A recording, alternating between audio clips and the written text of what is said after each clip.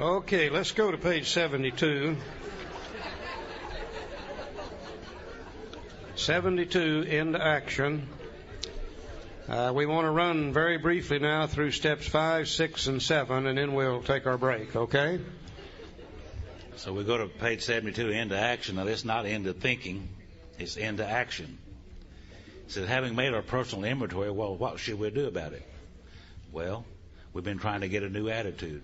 Remember, Dr. Jung said ideas, emotions, and attitudes were the guiding force of the lives of these people are suddenly cast to one side. We're trying to get a new attitude and a new relationship with our Creator. And our book said that back on page 45 that the main object of this book was to enable me to find a power greater than myself which would solve my problem and to discover the obstacles in my path. And what are some of the obstacles? The resentment and the fear and the harms done to other people. We've admitted certain defects, and what are these defects? Selfish, dishonest, self-seeking, frightened, and inconsiderate attitudes. We've ascertained in a rough way what the trouble is. We've put the finger on our weak items in our personal inventory. Now these are about to be cast out. This requires action on our part, which when completed will mean that we admitted to God, to ourselves, and to another human being the exact nature of our defects. This brings us to the fifth step in the program of recovery mentioned in the preceding chapter. Now, we know that step 5 says we admitted to God, to ourselves, and another human being the exact nature of our wrongs. But if you'll notice here in the narrative, he said the exact nature of our defects. And people used to ask Bill about this, and we've known two ladies that worked with Bill with and for him for years. They both tell us the same thing. People would say, Bill, why did you use the word wrongs in step 5? Yet in the narrative here in the book, you used the word defects. And by the way, Bill, what's the difference anyhow between a wrong in 5, a defect in 6, and a shortcoming in 7? And they both said that Bill would just kind of rear back and smile, and he would say, when I took English and writing courses in college, they taught me not to use the same words over and over. Shows how dumb you are. You know. He said there really are no differences in these things.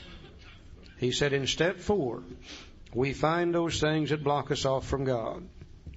In step 5, we're going to talk about them to another human being. In step 6, we're going to become willing to turn them loose. In step 7, we're going to ask God to take them away. And he said you can call them anything you want to. A wrong, a fault, a mistake, a defect, a personality flaw, or whatever. And we're going to notice on the next couple of pages that's exactly what he does with them. I followed it up in the 12 and 12. 13 years later, not only does he do it there, but he does it twice as bad as he did in the big book. Using these words interchangeably back and forth, all of them meaning identically the same thing. He said this is perhaps difficult, especially discussing our defects. There's that word again. He did it again right there. With another person. We think we've done well enough at admitting these things to ourselves, so there's doubt about that. In actual practice, we usually find that a solitary self-appraisal is insufficient. Many of us thought it necessary to go much further. We would be more reconciled in discussing ourselves with another person when we see good reasons why we should do so. The best reason first. If we skip this vital step, we may not overcome drinking. You take these forms now, and the very, very vital information that we've done here.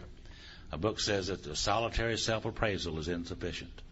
I did the very best I could do filling out these forms and with the limited knowledge that I had and experience. But I did the best I could do. Now I take these to another human being and discuss them from left to right all the way across. Someone else who's gone on before me, who's done the inventory according to the big book. And now that person is going to help me to glean more information out of each of these situations that's going to help me. I need that information because a solitary self-appraisal is insufficient. Give you an example.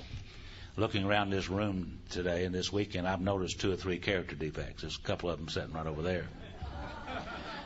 One sitting right here on the front row right for there, sure. Right there. Yeah. Several of them, as a matter of fact. It's real easy for me to look at you and see your defects of character. There's nothing between you and me except air.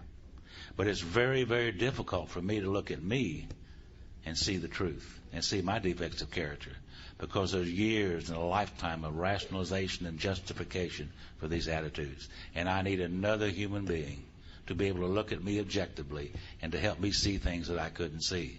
Because I'm starting out on a brand new lifetime engagement here, and I need all the information and help that I can get to have a very successful life. And I did the very best I could do in the inventory process, but a solitary self-appraisal is insufficient.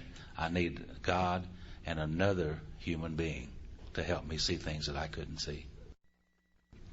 Now, to be sure we have no contradictions here, over on page 73, on that first paragraph where it says more than most people, just the sentence before that said, but they had not learned enough of humility, fearlessness, and honesty in the sense we find it necessary until they told someone else all their life story. Now, there's the statement that got us confused about step 4. And we all began to write our life story thinking that would be step 4. But as we can see, 95% of our life story really doesn't have anything to do with our alcoholism. In fact, I was born in 1929. That really don't have anything to do with it. But I tell you what I have done. If I've taken my inventory the way the book says, I've shared all my life story in those areas that really count. Resentments didn't come in my head just today. They've been popping in my head as far back as I can remember. I've shared all my life story resentment-wise. Fears didn't come just today. They've been coming in my head as far as I can remember. I've shared all my life story fears-wise. The harms I've done to other people, I didn't hurt them just yesterday.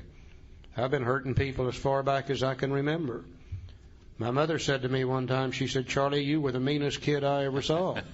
She said, I had a little problem loving you myself. You know, when Mama don't love you, you're pretty bad off. Yeah. And as I look at these things today, my whole life is centered anyhow around those 3 things. Those resentments and those fears and those harms I've done to others. So I don't have any quarrel with that statement at all anymore. If we've done our inventory, the way the book says, we've shared our life story. Now here's why we really need to share this with another human being. More than most people, the alcoholic leads a double life. He's very much the actor. To the outer world, he presents his stage character. This is the one he likes his fellows to see. He wants to enjoy a certain reputation, but knows in his heart he doesn't deserve it. A practicing alcoholic is trying to live 2 lives. You know, we've got a conscience. Whenever we're sober, we try to live like people are supposed to live. But when we're drinking, since alcohol lowers the inhibitions, God, we do things that we would never think about doing sober. We're living 2 lifetimes when we're a practicing alcoholic. The inconsistency is made worse by the things he does on his sprees.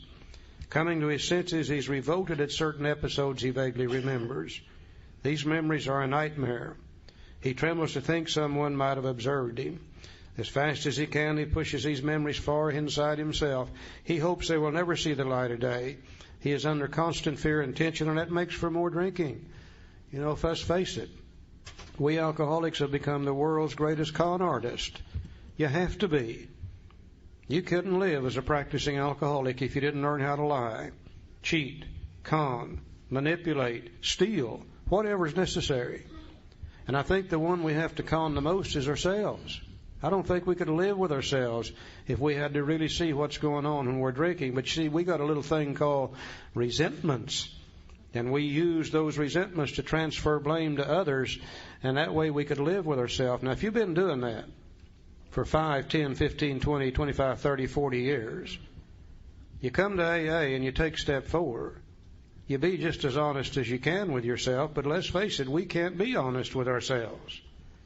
I now need to take my inventory, take it to another human being, one who's walked this walk before me, who understands 4, 5, 6, 7, 8, and 9 according to the big book, and have them help me see those things I can't see about me.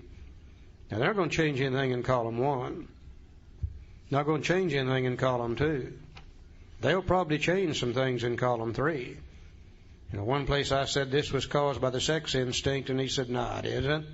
Said, you're just trying to build your self-esteem. That's all you're trying to do.